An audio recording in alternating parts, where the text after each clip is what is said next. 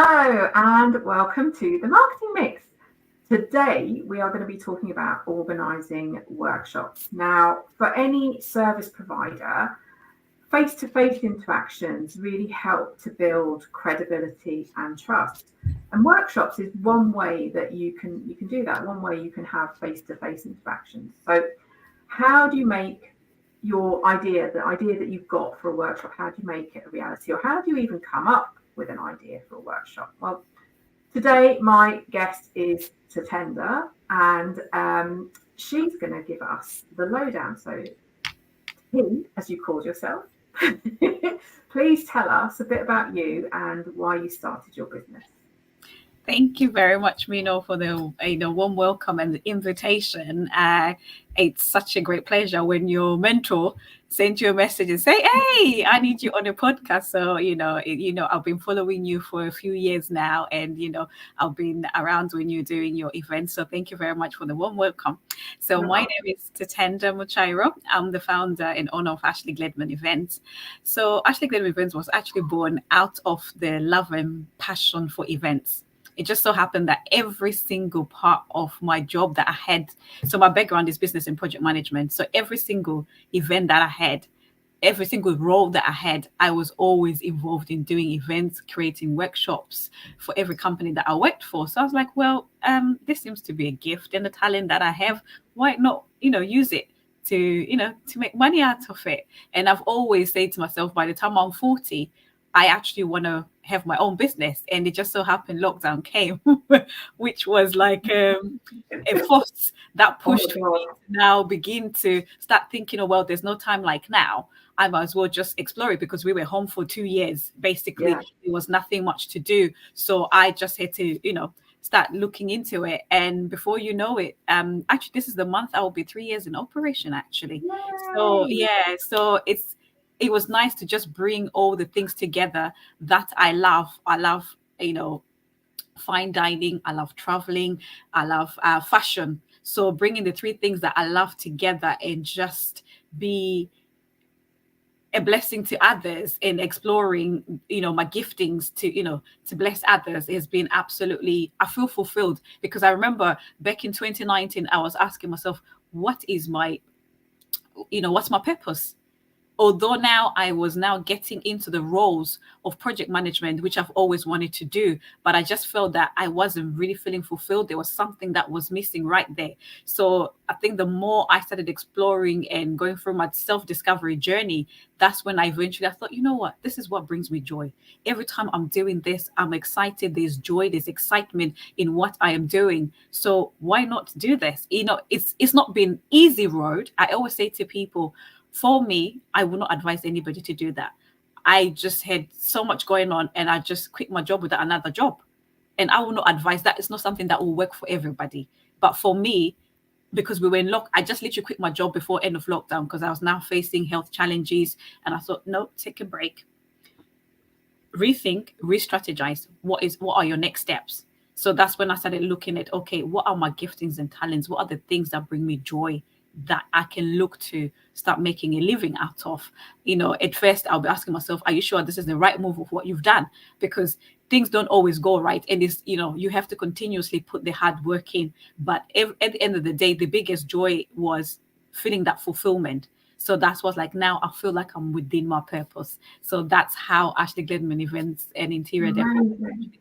Amazing. That's a great story. I'm so pleased that the lockdown business is still going strong. So that's a good thing. So in your opinion, why should small businesses consider hosting workshops?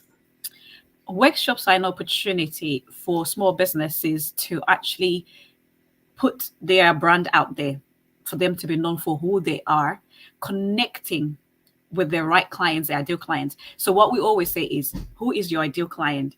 You will not know what your ideal client is, but unless if you do that exercise where you go in, you test the market, you look at, okay, who are the people? You can either do quizzes, holding, lives, like now we're doing, YouTube streaming. So it's exploring that then by you doing that gradually, you will see those that gravitate towards you. And it's also an opportunity for them to provide, to showcase what their niche is. So specifically for you, for marketing mix, is working with small businesses. It's not a fit for everybody, but because you have explored to say, okay, this is my avatar, this is my ideal client, so you know who you want to serve, and you know people know that they can relate with you because there's that where you have, showcased who you are, what your belief systems are, what your you know what you provide, the services that you provide. So it's also an opportunity to establish credibility. People buy from people that know people. Especially within these days, people sell a lot of things out there, but how do you actually identify this is the right fit for me? It is actually by having that connection. You create that sort of intimate connection. The more you host workshop, it's more like friendship. You get to talk to the person, you get to understand, okay, this is the kind of business that they are, this is their pain points, and this is what I can do with my expertise and help them, solve their problem. Because the biggest thing is when people come is, can you solve my problem? Take this headache away from me. So it's by you getting to know and understanding, you create that intimate connection with them. You get to speak to them on a one-on-one basis. And the more you build that relationship, the more you get to know and you know how to serve them. Yeah, that's so true, and it just struck me as you were speaking there that it's a little bit of a two-way street then, really, because you would host a workshop having defined your target audience and trying to reach those people, but maybe in that exercise you actually refine who your target audience is by the people that gravitate towards the workshop. So it's a little bit of a two-way street. Absolutely, because I can say that when I first started, I used to do everything and anything. So it was within my first year, anything that came through. So it took a while by me doing more and more events. Then I realized I was like, okay, let me sit down, have a look at all the clients that I've served. Who have I served the most? Who am I gravitating more to? So that's how I was able to niche to say, okay, I work with coaches and speakers because it seemed to have been more of the people that I was serving. And the more I did that, the more that I now created my niche to say, I'll plan events for coaches and speakers because those were the people I was gravitating more to. And those were the people that I was serving the most. So it's very important because what you have is not for everybody. Then you end up, creating the wrong content for people, and people get frustrated. How come I'm not getting any traction? Is because you've not yet identified who your target audience is. Yeah, I think we all go through that phase at the beginning, but as you do more and more, and as time goes on, you are able to niche. And also when you ask for feedback, also when you ask for, when you do polls, it helps you, with your research to say, this is the audience that I would like to serve. So yeah, it's important. And also it gives an opportunity when you do workshops to also connect with potential clients. They might not necessarily sign up with you there and there or connect with your services at that moment, but they'll think, oh, okay, I remember I went to this event. There's somebody that I connected with, they're providing this kind of service. I think this will be the right fit for me. So it's an opportunity, for future business as well. So, okay, you've convinced us. We want to hold workshop. How would you, unless you think, oh, I really want to talk about this one thing, how would you come up with an initial concept for the workshop? I'll go back. I think something that I mentioned earlier on. The first thing to do is to first of all identify your audience, because by you identifying your audience, you are able to create the right content. You are able to create the right educational needs and their interest, things that will interest them. So that's the one thing that I would advise. By you doing that, that's the biggest, because you know who you're serving and you know who you need to connect with. Then also the other thing they can do, you leverage on your unique skills and expertise as well. This also helps you to now niche out and know this is the target audience that I would like to serve. So those things I've mentioned it in your earlier first question. So it's also important again to know how you come up with the concept, because those things are very, very important. Some of the things you see, it will interlink at every level stage of your planning. Yes. So, and also by conducting market research, This can be done either by doing social media polls, by doing questionnaires, asking for feedback if you've had previous events, or asking what are your pain points. You could just post questions. By you doing more and more, you get to see who responds to you, and you know who you can connect with. And also ask for feedback. Feedback is very important, because by you asking feedback, you can see what you're doing right and what you need to improve for next time, and also how you can also develop. People can give you, say, oh, actually, if you thought about this. So it's also like a brainstorming session, which will also help the team to explore and plan together for upcoming events, and how to structure it. If you've asked for feedback and they've told you what they want and you give it to them in a workshop, it's hard to resist booking it, right? Because Absolutely. they've asked for it. Absolutely. So, and it also helps you to look at what are your strong points and where are your weaknesses. Where can you, and that also goes, that just doesn't help you with workshops, it also helps you with your planning when we do our business strategies. So it helps in so many various ways as well. It's not just on how you structure your workshops, also helping other areas as well of your business to say, okay, this is the kind of information that I've got. This is how I can use. So it's a diverse way of using information to better your business as well. And that segs us nicely into how should they start the planning process. You've got your initial concept, you know what you want to do. So like, what should you do to plan a workshop?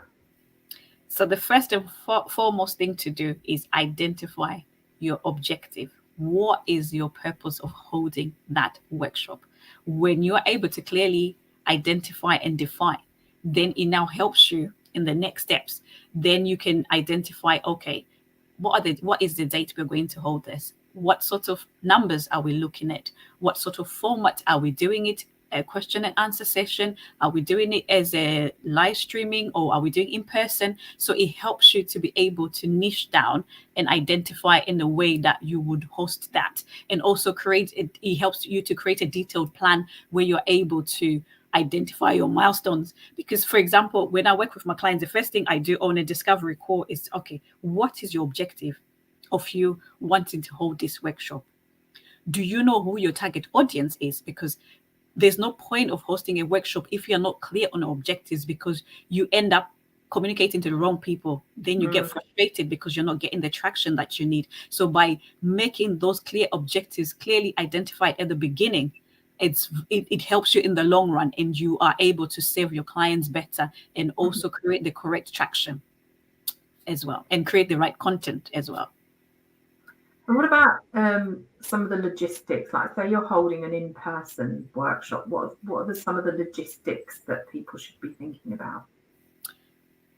Then we go back again to the planning process. Once you're planning, you've already identified who your target audience is and the numbers that you want. So when you have the numbers, that helps you to identify what type of venue you're going to use, what type of services. So this includes, reception desk for registration, refreshments, the budget. Budget is very, very important. Most of my clients come up to me and say, oh, I need to host an event. I said, the first you need to identify is how much budget, because by you identifying the budget from the offset, I know what sort of venues I can approach. I know what sort of, contractors or vendors that I can work with, because the budget determines what type of event you're going to have. Because budget is very important, because you can't just go and start getting, then you're like, okay, we can't afford this. So it's very clear that when the budget is set, and you're clearly able to identify and allocate the right amounts for different sections of your planning. And so if you're planning a workshop, how in advance should you do things like book venues and that kind of stuff? What does that look like? It all varies. I am blessed to have clients I can have a client that can call me. I'm hosting a workshop next week. As we speak, I got a call like 2 weeks ago. Oh, we need to host an event on the 13th of April. I'm like, oh gosh, yes. So it does happen. Some you get so immediately. But what I always advise my clients, you need a minimum, at least 3 months, because at least you give yourself enough time to plan and also to get the right information, because planning an event takes a lot of time. Yeah. You have to consider your marketing, your venue sourcing, create the content, do the registration. There's different aspects that comes up with hosting an event. It's not just, oh, I'm just going to book this. So for example, I'll just take you through. So initially, when my client comes up to me, we do the discovery call. I get what their clear objectives are. I get the budget. Then I can say, okay, this is the list of my vendors that I have. From the list of my vendors, who fits in with this information that I have that I can use to fit the budget? Then now it's a communication between me and the venue now, because there's exchange of contracts.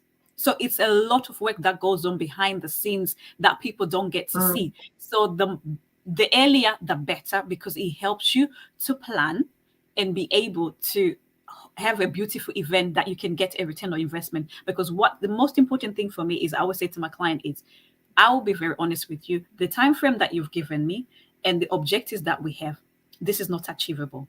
In order for us to achieve this set objectives, we need X amount of time. By us having the correct timing, you are able, because there's no point of spending so much in a venue, in the promotion, the marketing and everything, and you get your return on investment. That's not what I'm all about. For me, what brings me joy is to see that the workshops or the conferences or the events that I'm planning for my client, they're able to get a return on their investment. They're able to get the audience that they want. So that is very important. So I always say at least a minimum, on the lowest, at least 2, but 3, it gives you a bit more time to be able to say, okay, we've set enough time, or if what we've planned is not really working, we can adjust and move things accordingly, and buy yourself more time, because a lot of money goes on into planning workshops, because also you want to be able to, this is part of your brand awareness. How do you build that credibility? Because it's very important that when you do things the right way from the offset, you are creating the correct branding tone for your business, and you're creating the right attraction for you, and people build that trust with you, and you get the benefits of planning early. So what if someone doesn't have the budget to work with you? What are the tips that you would have for identifying the right venue? So there is, for me, what I had, because at the beginning I used to take every single event. So I'm quite clear at the beginning when we do the discovery call. I will be quite clear with you to say, you know what, the budget you've given me is not something that I can work with, because it's also important for the tone of my brand. My brand, I'm hosting, very lovely, lucrative and very, high-end brands. So for me, I don't also want that to be something that will take my brand down. So by having that discovery call, we are able to literally weed all those, potential stuff at the beginning. So if it is not a budget that I can work with, I can either do a referral to somebody else that I think, will be able to work with that budget, or I can give some sort of advice to say, okay, with this sort of budget that you can have, maybe it's not something that you can do in person. Maybe something that you should consider hosting online. Maybe when you have a better budget that permits, then you can probably explore in hosting a live event. So there's different ways of hosting events now. Like, for example, right now, we are doing this streaming live.